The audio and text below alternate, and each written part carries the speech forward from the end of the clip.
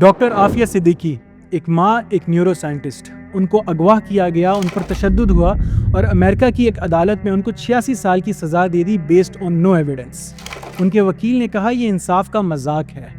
Human rights والے بھی یہی کہہ رہے ہیں۔ ساری دنیا یہ بات جانتی ہے اور کہتی ہے کہ ڈاکٹر عافیہ کے ساتھ ناانصافی ہوئی ہے، لیکن ہمارے پاکستان کے ڈیپٹی وزیر اعظم اسحاق ڈار نے دنیا کے سامنے کھڑے ہو کے یہ کہا کہ یہ تو ڈیو پروسیس ہے۔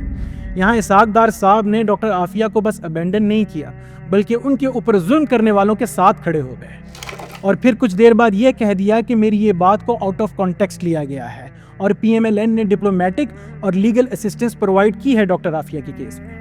یہ کیسی لیگل اسسٹنس پرووائڈ کی ہے کہ 17 سال کے اندر ہمیں اس کا کوئی رزلٹ نظر نہیں آتا۔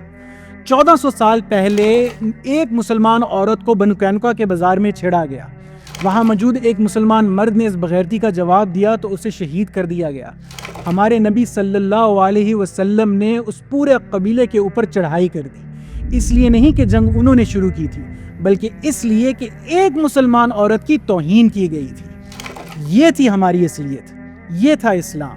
اور اب ہماری عوام کو کہا جاتا ہے چپ رہو، حکمرانوں کی خدمت کرو، بن بولے اطاعت کرو، اور ہمارے علماء مہکتے اور اے سی والے کمروں میں سچ بولنے کا رسک لینا نہیں چاہتے، جبکہ ہمارے نبی صلی اللہ علیہ وسلم نے ایک عورت کی عزت کے لیے جنگ کا خطرہ اٹھایا تھا۔